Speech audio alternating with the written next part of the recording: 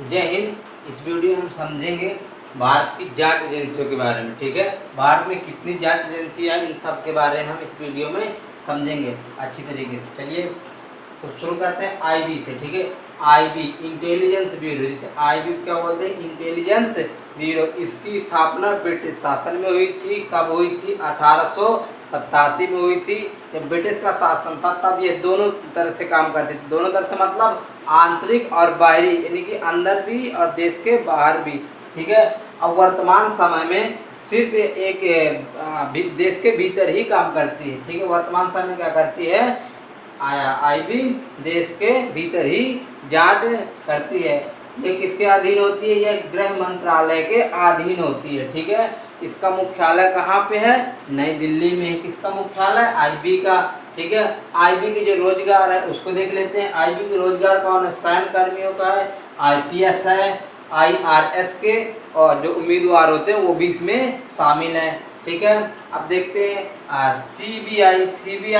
CBI को देखते हैं, यह देश के अर्थव्यवस्था के रक्षक है। ठीक है, यह देश के अर्थव्यवस्था के रक्षक है। ठीक है, ये भी क्या होते हैं? गृह मंत्रालय के अधीन है। यह भी गृह मंत्रालय के अधीन है। इनका मुख्यालय कहाँ है? यानी कि सीबीआई का मुख्यालय कहाँ पर है? नई दिल्ली में। कहाँ पे है? नई दिल्ली में। इसका गठन कब हुआ था? तो 1963 में। इसका गठन कब हुआ था? 1963 में। सरकारी भ्रष्टाचार रिश्वतखोरी की व्यवस्था, ठीक है, थोड़े समय के बाद केंद्रीय जांच कानून को उल्लंघन की इसकी बागडोर सौंप दी गई है। ठीक है, और ये प्रावधानों के प्रति जवाबदेह नहीं होती है। सीबीआई का फुल फॉर्म देखो, बता दीजिए सीबीआई का फुल फॉर्म क्या होता है? Central bureau of investigations. ठीक है, ये होते हैं दो। अब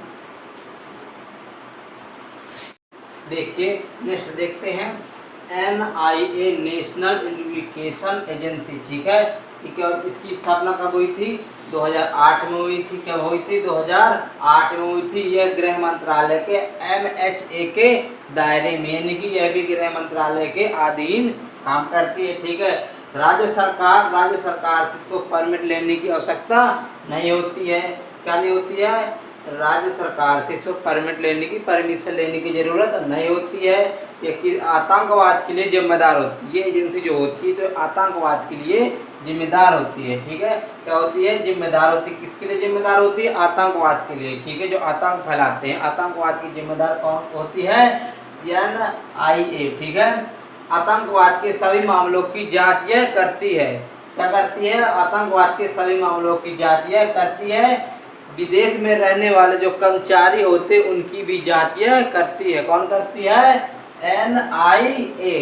ठीक है, इसके प्रमुख जो है, इसके प्रमुख कौन है? IPS कुलदीप सिंह। प्रमुख इसके कौन है? प्रमुख इसके कौन है? IPS कुलदीप सिंह। इसकी स्थापना कब हुई थी? 2008 में हुई थी। किसके अधीन काम करती है? गृह मंत्रालय के अधीन काम करती हैं। किसके जो लिए जिम्मेदार होती है? आतंकवाद के लिए जिम्मेदार होती है। ठीक है, इतना समझ आ गया। करते हैं नेक्स्ट में। देखो NCRB, national crime records bureau. देखो इसका काम क्या क्या होता है? यह भी गृह मंत्रालय के अधीन होती है। यह भी क्या होती है? गृह मंत्रालय के अधीन होती है। ठीक है, क्या होती है? इसका पुलिस को सूचना प्रदान करती है। क्या करती है? जो पुलिस है, पुलिस क्या करती है? सूचना प्रदान करती है। क्या सूचना प्रदान करती? क्या करती है? सूचना प्रदान करती है। 1985 में इसकी स्थापना हुई थी। कब हुई थी इसकी? 1985 में इसकी स्थापना हुई थी।